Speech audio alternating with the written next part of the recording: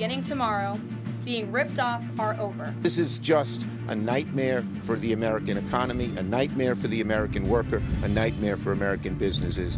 What they are trying to do is make sure that people who are in this country illegally who have committed crimes are going back and being sent back to their home countries.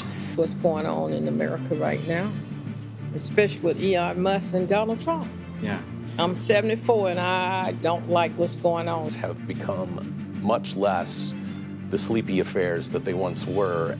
Hello, everyone. I'm Major Garrett in Washington. Tonight on America Decides, economic uncertainty. There's no other word for it. President Trump's new global tariffs are set to hit tomorrow. U.S. and world economies are bracing for the impact. Markets don't know whether to buy or sell because details from the White House very hard to come by. One thing is for certain. Americans are likely to see higher prices. Also tonight, Trump's first election test in Florida. Voters in 2 congressional districts are heading to the polls as Republicans are looking to increase their very thin House majority as candidates vie for the seats vacated by Republican Congressmen Matt Gaetz and Mike Waltz. In Wisconsin, a statewide vote with very large national implications is for a seat on the state Supreme Court. It has become the most expensive judicial contest in history, and billionaire Elon Musk has been heavily and visibly involved. Let's bring in our Ed O'Keefe, who is covering Wisconsin's Supreme Court election. Ed, what is the turnout today, as best you can tell, either there in Milwaukee or statewide? They're not anticipating much more than 2 million voters in this race by the end of today at the most. And if it exceeds that, then obviously this generated a lot more interest than both sides would have anticipated. It is a spring, odd-numbered year election. Wisconsin holds these for their Supreme Court justices and their state superintendent of schools and a few other local issues, but, you know, not expected to draw congressional, gubernatorial, certainly presidential numbers. And yet, the amount of money spent, 81 million plus at this point, you would have thought they were running, you know, the Senate seat that would tip the scale of power, or that this was a presidential election yet again, given that kind of spending and the advertising and digital targeting that's been going on. And Ed, it's fascinating, that component you just mentioned, the money, but it's also worth evaluating that these races take on outsized importance because if, as the president is doing in Washington, you are shrinking things at the federal level and deferring things back to the states, entities like a state Supreme Court take on even more power. They do, and not only on issues like abortion and whether labor unions can organize public workers in this state, and to some extent environmental policy, abortion and environment certainly being ones that the federal government is now trying to cede back to the states. But you're going to see potentially some challenges to the congressional map here ahead of next year, and you could see as many as 2 seats swing back to Democrats or become more competitive or just stay in the Republican column. And so there's obviously an appetite to try to influence this court and either maintain its ideological swing to the left right now if the Democratic-backed candidate wins, or swing it to the right ahead of making all these big decisions in a state that usually helps determine who wins the White House and can often help tip the balance of power in Congress. And Ed, on this election day in Wisconsin, it's sort of come one, come all on social media. President Trump has weighed in on it yet again today. Get out the vote messaging. Also get out the vote messaging from Gavin Newsom, the governor of California, and former Vice President Kamala Harris. Yeah, and former President Barack Obama and others who have sort of been encouraged to find those supporters they may have who live in Wisconsin or people who can call into Wisconsin and say, get out and vote. This is, for Democrats, a good early test run of how beleaguered the base really is. Can they see a contest like this on the calendar in this key state and realize they've got to go out and send a message to the president, to Elon Musk? It's notable that Judge Crawford, who's running as the liberal in this contest, the one backed by Democrats, in the last several days has made it very much about the fact that Elon Musk is spending so much money against her, telling supporters, look, I was born in Chippewa Falls, and if you would have told this young girl that the richest man in the world was going to be running against me, I wouldn't have understood why.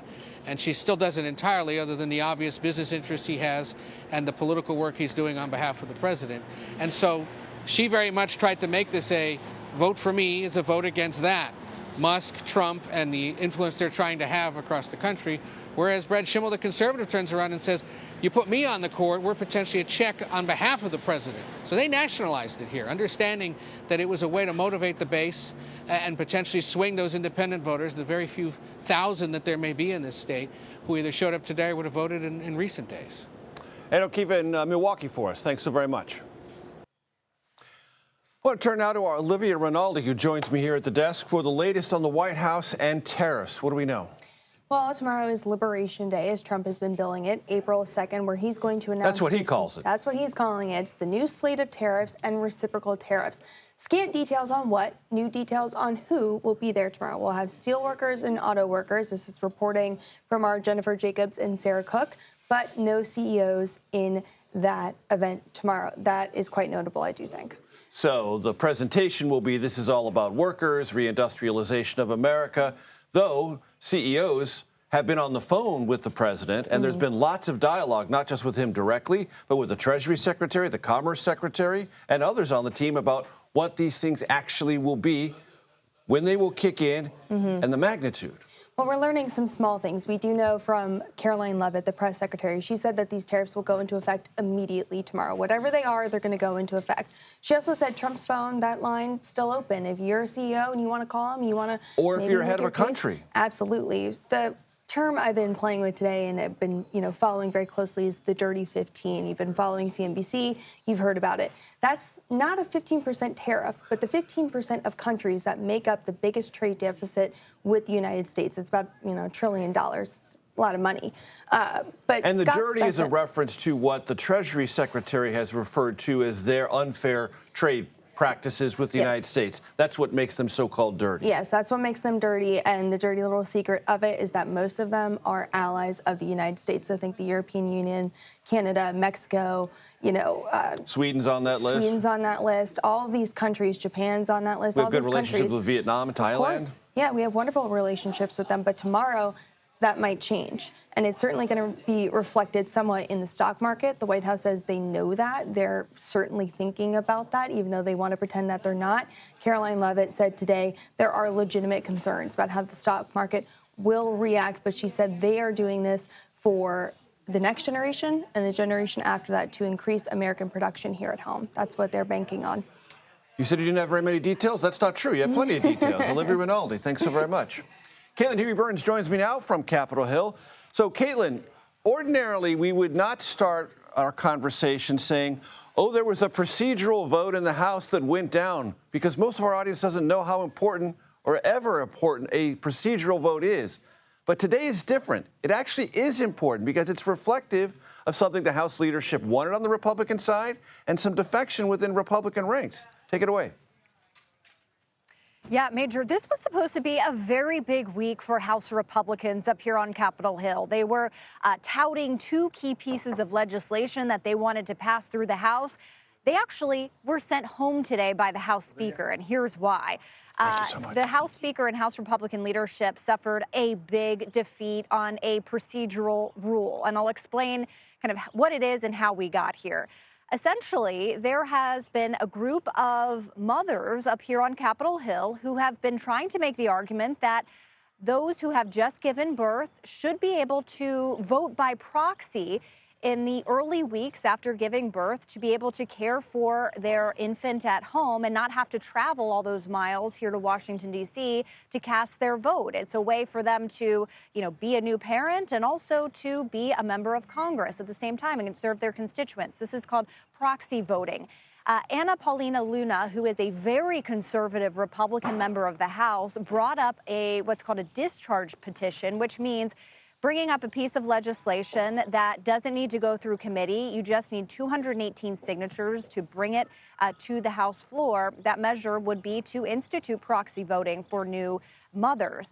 House leadership, however, has been adamantly against this. House Speaker Mike Johnson has said that he's concerned that it would open the floodgates, in his words, to proxy voting of all kinds and kind of take away the Congress meeting part of Congress. He also argues that it's unconstitutional. Now, you may remember that Congress did use proxy voting during the pandemic not too long ago. So there are questions of, well, was it unconstitutional then?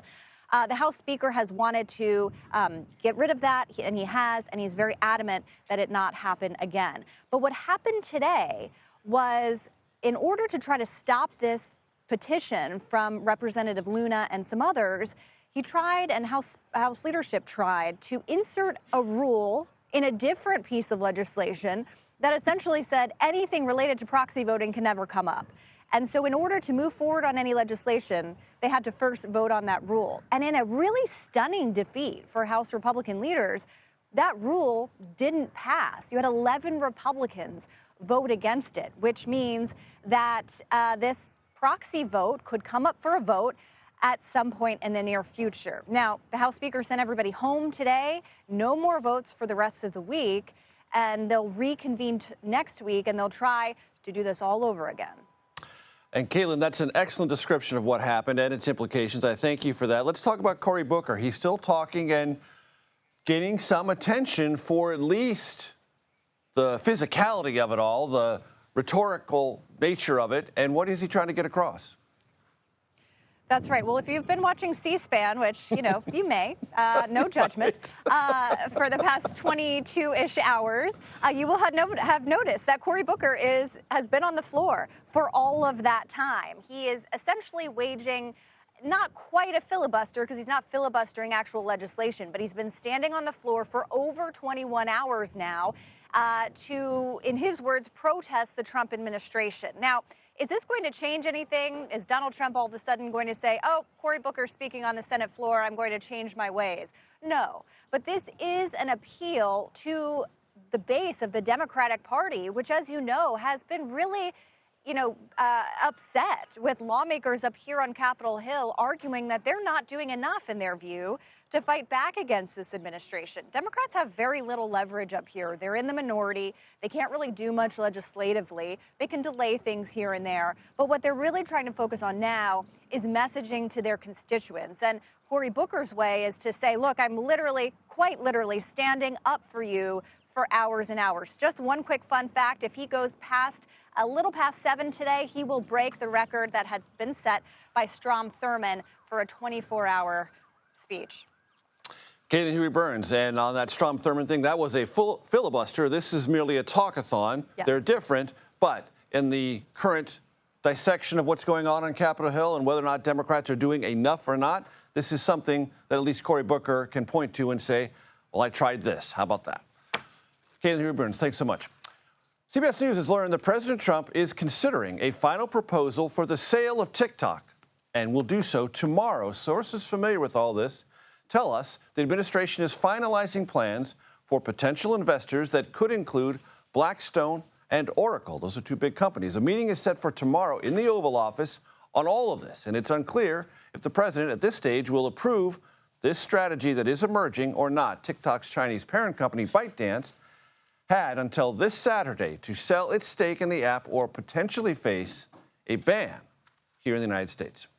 Layoffs began at the Department of Health and Human Services as the agency seeks to cut some 10,000 full-time jobs. Next, we'll speak with the former White House coronavirus response coordinator, Dr. Deborah Birx, about the implications of these cuts. That's next, right here on America Decides.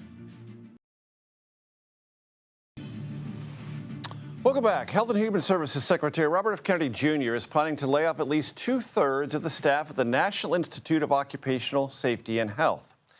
It is the federal agency within HHS that attempts to prevent workplace-related injuries and illnesses. Those firings are part of the 10,000 jobs that are expected to be cut across the agency. I want to bring in former White House coronavirus response coordinator Dr. Deborah Birx to evaluate all this. Dr. Birx, I'm so glad you're with us. You have vast experience in the federal government and the federal bureaucracy.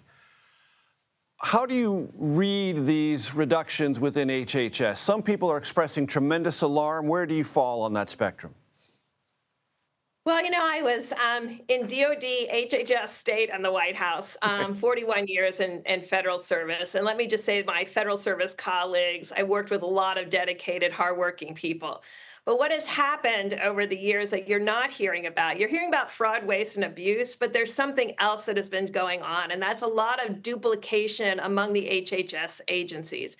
And so when COVID hit, you had things that were ASPR was doing that also CDC was doing, and it caused a lot of confusion. And I think what they're trying to do, and which I hope they are trying to do, is bring back fundamentals, stop the duplication, get people remission focused, and hold people accountable to improvements in Americans' health because we're spending more. We have more personnel, about 17% increase in just the last 4 years, yet the health of America has not improved. And so I think we have to get back to really understanding what is the job of HHS, and that's the health and human services of the American people. And I hope that's what is going to come back in this focus.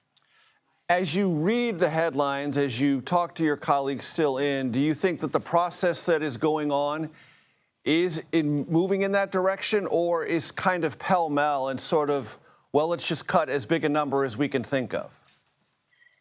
You know, I see the work at HHS being pretty deliberative. The fact that they put ASPR back within the CDC so that CDC, who is also working on disease control, is doing the same thing as ASPR so that we're ready for the next pandemic. Because when you have two agencies thinking they're both in charge, it caused a lot of confusion around that table of trying to get the best job of COVID for the American people. And so what I'm hoping comes out of this is a much more horizontal structure where the NIH, I just say, being at CDC, there are 150 different databases, none of which talk to each other. So there's an injury database, there's a flu database. Americans are whole people. So I think figuring out how do we get more horizontal data so we can find where things are going well and learn from them, and the things that aren't going well in specific counties, particularly rural counties who are well behind in life expectancy compared to urban counties. Are we doing something to address that? And then holding the federal government to outcomes. The job of the federal government is not to analyze data. The job of the federal government is to use data to find solutions to actually improve outcomes and impacts. Dr. Birx, I want to ask you about something that's going on at FDA, because Peter Marks, who, as you know, was the FDA's head of biologics, resigned. And in his resignation letter, he said Robert F. Kennedy Jr., who leads the Department of Health and Human Services, is subservient. He seeks subservient confirmation of his misinformation and lies. That's a direct quote related to vaccines and their effectiveness. And the Wall Street Journal recently editorialized that Mr. Kennedy rightly criticized the Biden administration's COVID response for ignoring science, but he won't restore public confidence if he feeds skepticism about vaccines that have saved countless lives. The Wall Street Journal editorial board writes, "Our worst fears about Mr. Kennedy are coming true." Do you share any of those anxieties? Well, what I've seen on the ground, because I've been working the last 4 years in rural Texas, is really him coming out and saying, I believe in the MMR vaccine. It is effective. I want people to get it. He supported CDC to go in there and support increased access to vaccination. Federal dollars went to increasing vaccination in that area. So, you know, you have to look at people's actions and really try to understand what is being said and what is being actually done on the ground. And I think what is being done on the ground in West Texas is consistent with improving vaccination rates. Dr. Deborah Birx, I appreciate your perspective. Thanks so very much. Thank you. It's been only 5 months since Americans went to the polls. We all remember that. Now a new book is taking a much closer look at that, what can only be described as historic election, where Joe Biden's political career came to an end and Donald Trump came back to the White House yet again. We'll speak with the authors of that new book next, right here on America Decides. Welcome back to America Decides. I'm very excited about this conversation because hitting the bookshelves today and available in all other formats, a new book that offers fresh and important, memorable insights into last year's, well, just pick your adjective, whatever, unpredictable, unprecedented, historic, yeah. It's called Fight, Inside the Wildest Battle for the White House. Its authors, Amy Parnes, Jonathan Allen, at the desk with me. Great to see you both. Congratulations. I like to ask reporters who write books this one basic question. What are you most proud of? What's the nugget or the thing that's in there that you're most happy with? That's a very good question. I think that what it does, I mean, there's something for everyone in this book. There's a playbook for Democrats and Republicans going forward. They can actually look at this book, see their mistakes, see what they did well, and bring it into the next election. But there are also really juicy tidbits that weren't really revealed in the election that John and I had to dig for, and that didn't come easy, as you know. It never comes easy. John, give me a nugget you're proud of. So actually what I love is the opening of the book, which is 360, as you know, where we're watching all of the Democrats who are watching Joe Biden on a debate stage have this debacle against Donald Trump. So we take you inside Nancy Pelosi's condo where she's watching by herself. We tell readers for the first time that she had gone to Biden and told him not to debate Trump. She had urged him not to get on the same stage. Obviously, if she thought he was going to beat Trump, she wouldn't have done that. She didn't phrase it that way. She said, you know, Mr. President, I think you'll beat him, but you shouldn't get on the stage. But she was worried about it. Jim Clyburn, the congressman from South Carolina, very close to Biden, sitting in his condo drinking Jack Daniels and Diet Pepsi. Al Sharpton up on the Upper East Side of New York in his condo. All of them watching alone. Normally, politicians get together for a debate watch party. This is, and all of these people had this, like, you know, sort of sinking feeling, call it a gut instinct. And I think, you know, from that opening, what you get as a reader is a real sense of how close we're going to bring you to all of these players. And one of the themes that runs through this is a kind of collective denialism among Democrats. Amy? Yeah, I mean, there's a lot of revisionist history happening right now, Major, but I think when you talk to Democrats at the time, they were thinking, okay, he's ready, he can do this. You know, they would point to the State of the Union address and say, look, he was fiery, he was, you know, responsive in real time, and they kind of held that one appearance up as like the be-all, end-all. And then you look at what John and I tried to do was to go back and talk to people who had interacted with the president. And we found out that, you know, he wasn't recognizing people that he should have recognized. There was an effort to put makeup on him before international events. That was his first thing that he did when he was away on these foreign trips and junkets. He often missed meetings to have the makeup done. And so you start to peel back the layers and find out what was really happening. John, I want to ask you about Pelosi. You mentioned her, but also former President Obama. How did they involve themselves in not only the post-debate analysis, Kamala Harris becoming the nominee to be then the absolute nominee of the party, and what's their relationship with Biden now? So great question. All those are great questions. I try to pack a lot into this, you know? Also, by the way, I appreciated you talking about reporters who write books and what's their favorite nugget, because you, of course, are a reporter who's written books. So you know the challenges and the way we love things. I think there is some evolution, some movement of Pelosi and Obama over time in a way, as you'll see in the book. But basically, the debate happens, and Nancy Pelosi's biggest fear is that there is going to be a bum rush to get rid of Joe Biden so fast that Kamala Harris ends up with the nomination. So she wants to maneuver Biden out, probably at the very beginning, but she's not 100% sure because she's worried Harris is going to get it. And so you watch her go through these various steps, and at some point she becomes convinced that it absolutely has to be that Biden leaves. And what the reasoning for her is she wants to make sure that the Democrats don't also lose the House and the Senate. And what you could tell after a few days or at least a week or so was that the polling was getting a lot worse for House and Senate Democratic candidates. And so she sees him pulling the whole party down. And what she does is what nobody else in the Democratic Party was willing to do, which is to go out there and push him and prod him, and not do it in a nasty way.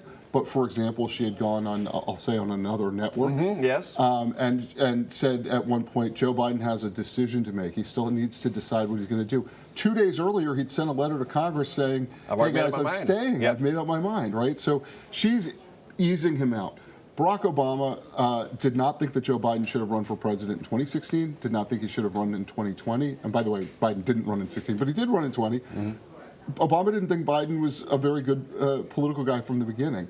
And he immediately also wanted to see Biden out. He knew that he had lost influence with Biden by not having backed his previous runs. The two guys have this sort of tension between them. They both believe that they're God's greatest gift to politics. And you see that tension play out in this book. But ultimately, Obama also doesn't have faith in Kamala Harris. Right. And he is trying to do... that's one thing that Pelosi and Obama share. Yeah. At least as it plays out in this entire process. Amy Parnes, Jonathan Allen. We have two segments, folks. Two, not just one. So they'll be back later on the show. Next, an administrative error. That's a quote. Sends a Maryland father to an El Salvadoran prison. Why federal prosecutors say despite this error, they are powerless to bring him back. That's next, right here on America Decides. Welcome back. We'll get to the wrinkle in that El Salvador deportation story in just one second. But first, I want to talk to you about special elections going on in Florida today.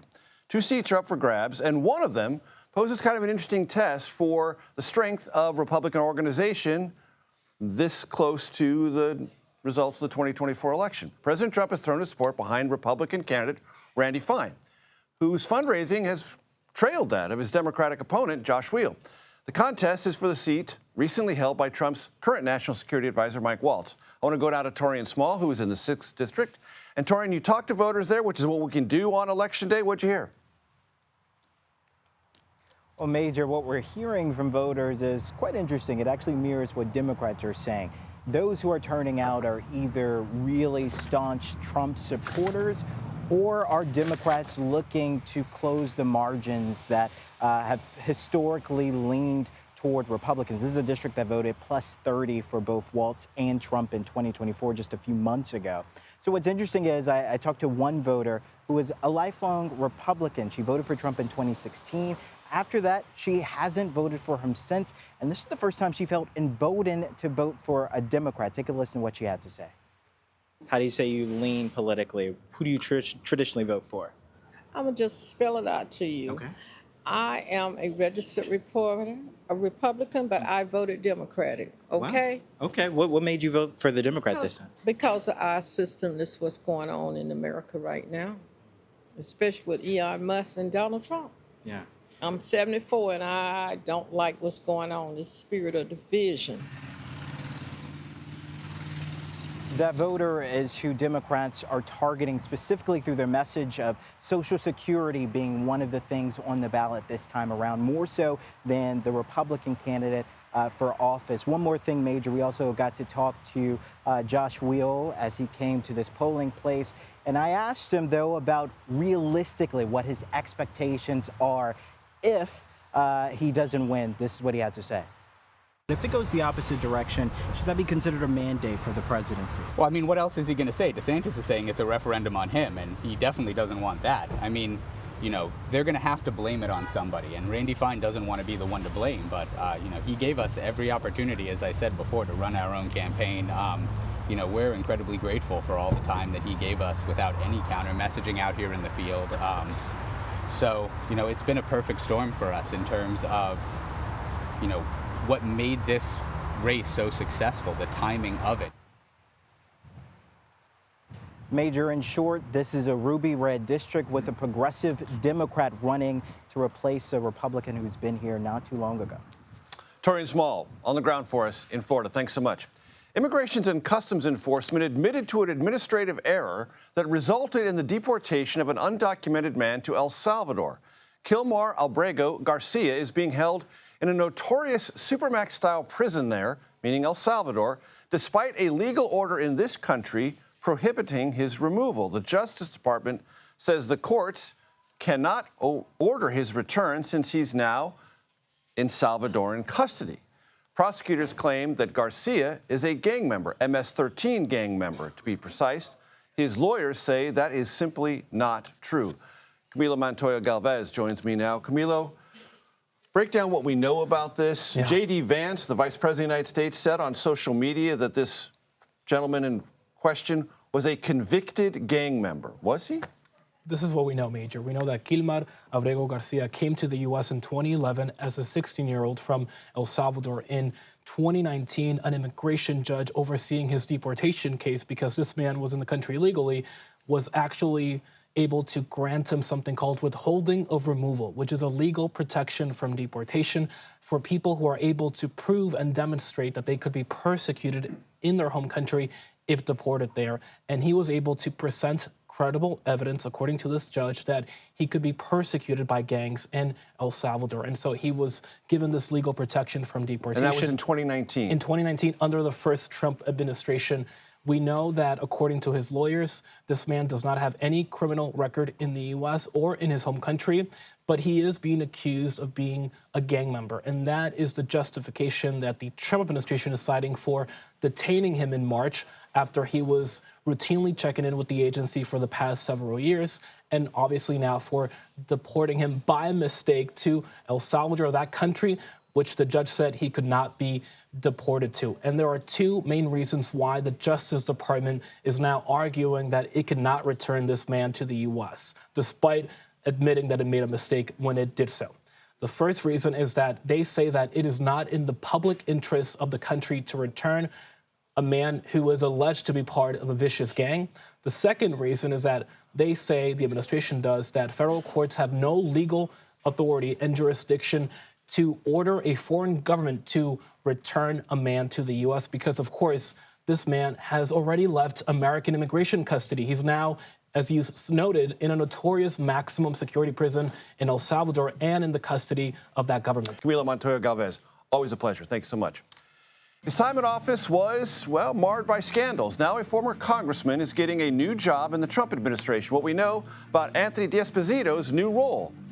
That's next, right here on America Decides. Welcome back. Thanks for staying with us. President Trump has tapped former Republican Congressman Anthony D'Esposito to serve as the next Inspector General for the Department of Labor. The White House announced D'Esposito's nomination last night. He lost his bid for re-election last year. Shortly after assuming office, it was reported D'Esposito gave jobs in his congressional office to a woman he was having an affair with and his fiance's daughter. I want to bring in Mark Greenblatt. Mark served as the Inspector General of the Department of Interior until President Trump fired him and several other inspectors general during the first week back in office. Mark, it's great to have you with us. Thanks for joining me. So the courts have ruled the president had the legal authority to fire you and the other inspectors general, even though there is a congressional requirement to give notice and give cause. The courts basically said the president has executive authority. He can do it. What do you think about this D'Esposito nomination? What do you think it portends for other vacancies to be filled by this administration? Well, today is April 1st, and I got to be honest, when I heard the news last night, I was really hoping it was an April Fool's joke. This is absolutely the opposite of what the American taxpayers should want as an inspector general.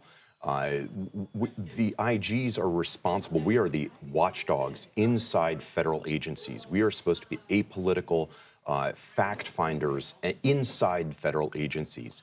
And this nomination is particularly troubling in light of the ethics misconduct that you referred to a second ago. But not only that, also because he's such a heavy partisan. He still has his campaign website up that solicits donations. That's the kind of thing that would be completely anathema to the Inspector General community. And so the idea of Inspector Generals is whatever the administration is doing, whoever the president is, what's going on, if something is going wrong, report it, reveal it, and not worry about whether you get a call from the White House or not. That's exactly right. We're supposed to be the ones who can speak truth to power.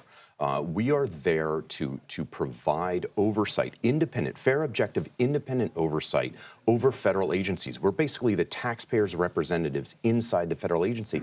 And the key to our success, Major, is that we're not political. We are not tied to an administration. And that allows us, that gives us the flexibility to comment both positively and negatively about government programs without fear of getting fired. And that's the key issue here is this individual, and by the way, the nominee for the Health and Human Services Agency is also in the as Inspector General. Correct. Both of them are very problematic. Both of them have substantiated ethics issues and are not competent in other ways. And these Inspector Generals reflect a consensus that previously existed between Congress and presidents. As the bureaucracy grew, Congress wanted a watchdog, and presidents said, you know what, it's probably a good idea that I don't have a partisan calling balls and strikes on what my bureaucracy is doing. That's exactly right. The Inspectors General actually started under George Washington before the United States of America existed. It was there in the Army to make sure the training was up to snuff. And frankly, I think Washington would be rolling over in his grave if he saw these types of nominations. This is exactly the opposite of what we want to be doing. These folks are supposed to be, under the IG Act, are supposed to be nominated without regard to political affiliation and on the basis of integrity. It actually uses that word. And both of these nominees, for both Labor Department and for HHS, both of them have ethical clouds over them, and I would suggest these are not competent.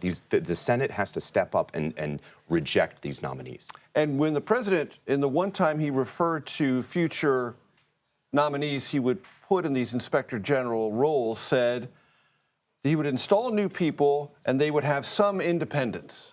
Yeah, and we'll see. I mean, that is very troubling for both of these nominees at Labor and HHS. They are heavy, heavy partisans. One of them, the one for HHS, let me read you a couple of quotes. One, he was quoted in the Washington Post. Someone was quoted about him, calling him, quote, a political operative. Another person said he specializes in shades of truth. Mind you, this is not in a positive way saying that the person was nuanced. This was talking about shades of truth as in not being truthful. And the state auditor found that he violated state policy and misspent $8,000 for another political colleague in the Virginia state government. And so these are absolutely not the type of people we want in this position that George Washington created years ago. Mark Greenblatt, I appreciate you coming in. Thanks so very much. Coming up, we are rejoined by the authors of Fight, Inside the Wildest Battle for the White House. That's next, right here on America Decides.